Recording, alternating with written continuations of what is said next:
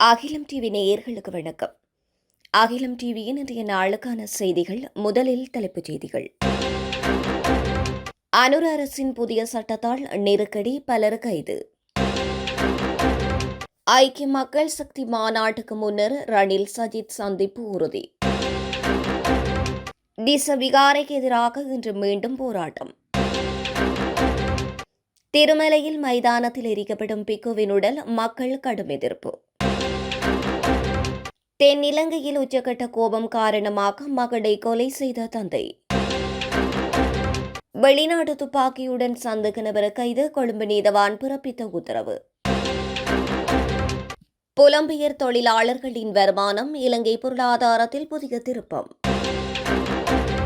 நாட்டின் சில பகுதிகளில் அவ்வப்போது மழை. கனடாவுக்கு ட்ரம்ப் விடுத்த மிரட்டல்.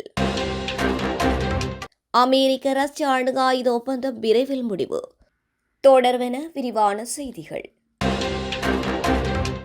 பயங்கரவாத தடை சட்டத்தை நீக்குவதாக கூறி ஆட்சிக்கு வந்த அனுர அரசாங்கம் தற்போது புதிய பயங்கரவாத தடை சட்டத்திற்காக வரைவை வெளியிட்டுள்ளது. இவ்வாறு உருவாக்கப்பட்ட புதிய பயங்கரவாத தடுப்புச் சட்டத்திற்கு எதிர்ப்பு தெரிவித்து நேற்றைய தினம் கொழும்பு நீதிக அமைச்சுக்கு முன்பாக ஆர்ப்பாட்டம் ஒன்று முன்னெடுக்கப்பட்டது. எனினும் இந்த பயங்கரவாத தடை சட்டத்தின் மூலம் பலர் கைது செய்யப்படலாம் என்று எதிர்பார்க்கப்படுகின்றது. பயங்கரவாத தடை சட்டத்தின் மூலம் 90 நாட்கள் தடுத்து வைக்கப்படலாம். ஆனால் இந்த புதிய பயங்கரவாத தடுப்புச் சட்டத்தின் மூலம் 1 வருடத்திற்கு தடுத்து வைக்க முடியும் என்று கூறப்படுகின்றது. தற்பொழுது நடைமுறையில் உள்ள பயங்கரவாத தடை சட்டத்திற்கு பதிலாக கொண்டுவரப்படவுள்ள அரசை பயங்கரவாதத்தில் இருந்து பாதுகாக்கும் சட்ட வரைவு தொடர்ந்தும் பாதுகாப்பு துறையினருக்கு அதீத அதிகாரங்களை வழங்கும் சட்ட வரைவாக காணப்படுகின்றது. முன்னாள் ஜனாதிபதி ரணில் விக்ரமசிங்கவுக்கும் எதிர்க்கட்சித் தலைவர் சஜித் பிரேமதாசவுக்கும் இடையில் விரைவில் சந்திப்பு நடைபெறவுள்ளமை உறுதியாகியுள்ளது. ஐக்கிய மக்கள் சக்தி உதயமாகி எதிர்வருகின்ற 10 தேதியுடன் 6 ஆண்டுகள் ஆகின்ற நிலையில் அதற்கு முன்னதாக இருவரும் நேரடி சந்திப்பில் ஈடுபடுவார்கள் என்று தெரிய வருகின்றது. இதன்போது எட்டப்படுகின்ற முடிவுகளின் அடிப்படையில் ஐக்கிய மக்கள் சக்தியின் கட்சி மாநாட்டில் தீர்மானங்கள் நிறைவேற்றப்படலாம் என்று அறிய முடிகின்றது. 2 கட்சிகளும் இணைவுக்கு இணங்கி இருந்தாலும் தனி கட்சியா கூட்டணியா என்பது பற்றி இன்னும் இறுதி முடிவெடுக்கப்படவில்லை. எனவே ரணிலுக்கும் சஜித்துக்கும் இடையிலான சந்திப்பே அடுத்த கட்டத்தை நிர்ணயிக்கும் என்று கட்சி உறுப்பினர்கள் ஊடகங்களிடம் கருத்து வெளியிட்டுள்ளனர். யாழ் தையிட்டி திசவிகாரையை உடனடியாக அகற்றுமாறு கூறியும் திசவிகாரை மற்றும் அதனைச் சுற்றியுள்ள காணிகளை விடுவிக்குமாறு வலியுறுத்தியும் போராட்டம் இடம்பெறவுள்ளது. குறித்த போராட்டமானது இன்று மற்றும் நாளைய தினம் திசவிகாரைக்கு அருகே இடம்பெறவுள்ளது. இன்று மாலை 4 மணி முதல் மாலை 6 மணி வரையில், பௌர்ணமி நாளான நாளை காலை 7 மணி முதல் மாலை 6 மணி வரையில் போராட்டம் நடைபெறவுள்ளது. இந்த போராட்டத்தில் அனைத்து தமிழ் கட்சிகள், பொது அமைப்புகளின் பிரதிநிதிகள் மற்றும் பொதுமக்கள் என்று அனைவரும் கலந்து கொண்டு ஆதரவு வழங்குமாறு போராட்ட ஏற்பாட்டாளர்கள் அழைப்பு விடுத்துள்ளனர்.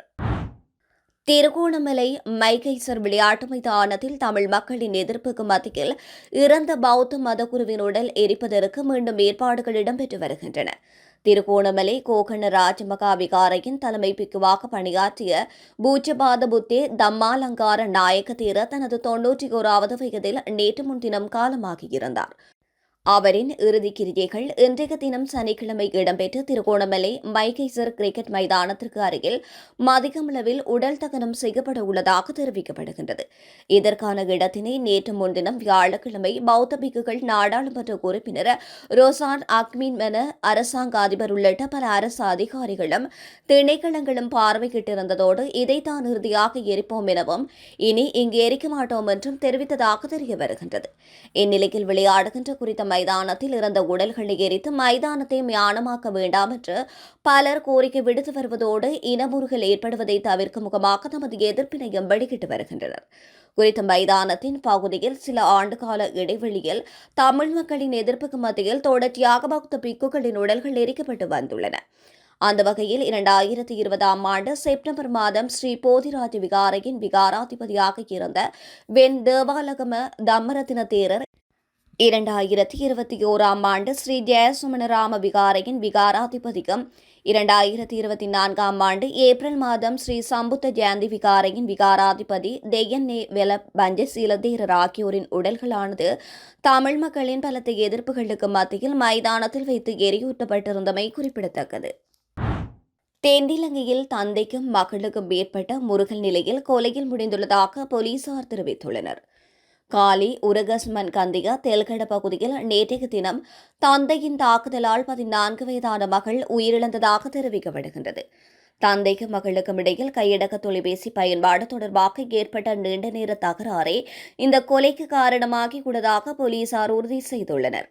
போலீசாரின் முதற்கட்ட விசாரணைகளுக்கு அமைய குறித்த தகராறு எல்லை மீறி சென்ற நிலையில் ஆத்திரமடைந்த தந்தை மன்னாக்கத்தியால் மகளை கடுமையாக தாக்கியுள்ளார். தாக்குதலுக்குள்ளான சிறுமி உடனடியாக எல்பிடிக வைத்தியசாலையில் அனுமதிக்கப்பட்ட போதிலும் சிகிச்சை பலனின்றி உயிரிழந்ததாக தெரிவிக்கப்படுகின்றது. உயிரிழந்த சிறுமியின் உடல் தற்போது வைத்தியசாலையின் பிரேத அறையில் வைக்கப்பட்டதுடன் கொலை சம்பவத்துடன் தொடர்புடைய சந்தேக நபரான தந்தை போலீசாரினால் கைது செய்யப்பட்டுள்ளார். சம்பவம் குறித்து மேலதிக விசாரணைகள் இடம்பெற்று வருகின்றமை குறிப்பிடத்தக்கது. வெளிநாட்டில் தயாரிக்கப்பட்ட துப்பாக்கி மற்றும் 2 ரவைகளுடன் கைது செய்யப்பட்ட சந்தேக நபர் பிப்ரவரி மாதம் 12ஆம் தேதி வரை விளக்கமறியலில் வைக்கப்பட்டுள்ளார்.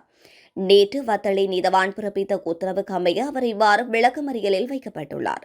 கிடைத்த தகவல்களுக்கு அமைய போலீஸ் அதிகாரிகள் குழு ஒன்று மேற்கொண்ட விசாரணையில் பாமனுகம பகுதியில் மேற்கொண்ட விசேட சோதனை நடவடிக்கையின் போது குறித்த துப்பாக்கி கண்டெடுக்கப்பட்டதாக மேலதிக தகவல்கள் தெரிவிக்கின்றன. 2025ஆம் ஆண்டிற்கான இலங்கையின் தற்போதைய கையிருப்பு 1.7 பில்லியன் அமெரிக்க டாலர்கள் மேலதிகத்தை பதிவு செய்துள்ளதாக இலங்கை மத்திய வங்கி அறிவித்துள்ளது.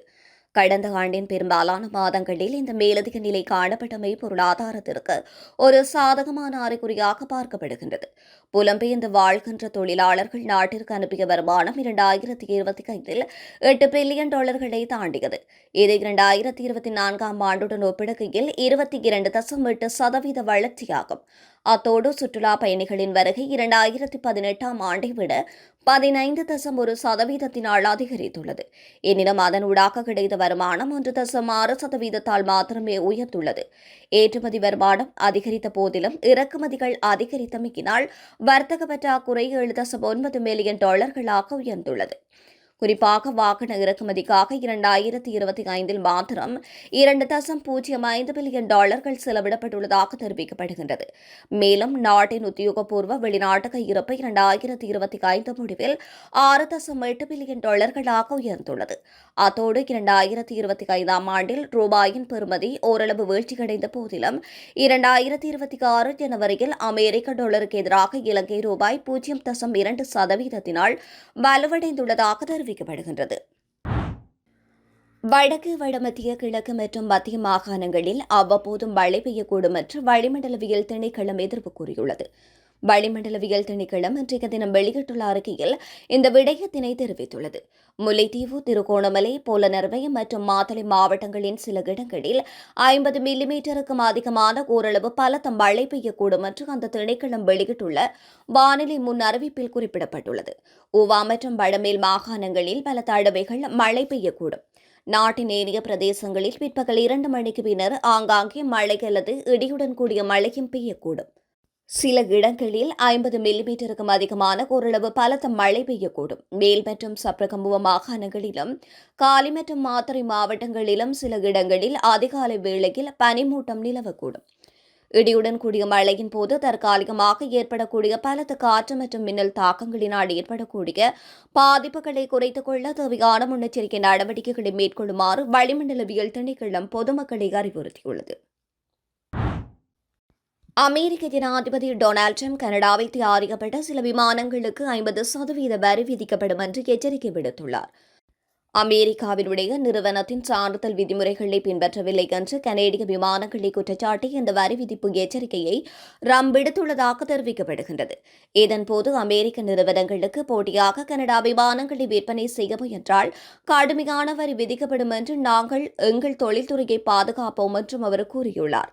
இந்த அறிவிப்பு அமெரிக்கா மற்றும் கனடா வணிக உறவுகளில் புதிய பதற்றத்தை உருவாக்கியுள்ளது. 2 நாடுகளும் விமான உற்பத்தி மற்றும் வணிகத் துறையில் முக்கிய பங்காளிகள் என்பதால் நிபுணர்கள் இதனால் சந்தை நிலைமைகள் பாதிக்கப்படும் என்று எச்சரிக்கை விடுக்கின்றனர்.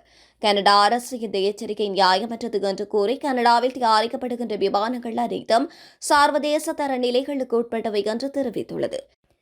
இந்நிலையில் குறித்த வரி நடைமுறைப்படுத்தப்பட்டால் விமான விலை அதிகரிக்கும், வர்த்தக உறவுகள் பாதிக்கப்படும், மேலும் வேலைவாய்ப்புகள் குறையும் என்று நிபுணர்கள் எச்சரிக்கை விடுத்துள்ளனர். அமெரிக்கா மற்றும் ரஷ்யா இடையே தற்போது அமலில் இருக்கும் கடைசி அணு ஆயுத கட்டுப்பாட்டு ஒப்பந்தமான நியூ ஸ்டார் வரும் பிப்ரவரி 5ஆம் தேதியுடன் முடிவுக்கு வருகின்றது. இந்த ஒப்பந்தம் காலாவதியானால் பனிப்போர் காலத்திற்கு பின்னர் முதல் முறையாக 2 நாடுகளும் இந்த கட்டுப்பாடுமின்றி அணு ஆயுதங்களை குவிக்கும் போட்டியில் இறங்கும் அபாயம் ஏற்பட்டுள்ளது.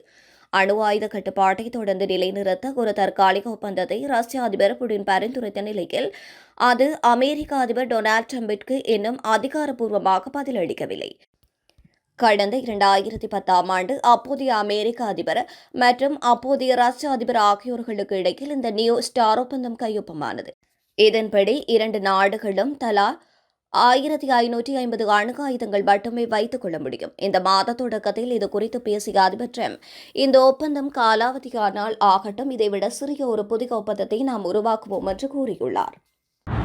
இத்துடன் அகிலம் டிவியின் இன்றைய நாளுக்கான செய்திகள் நிறைவடைகின்றன. தொடர்ந்து உடனுக்குடன் செய்திகளை பெற்றுக்கொள்ள அகிலம் டிவியுடன் இணைந்திருங்கள். நன்றி, வணக்கம்.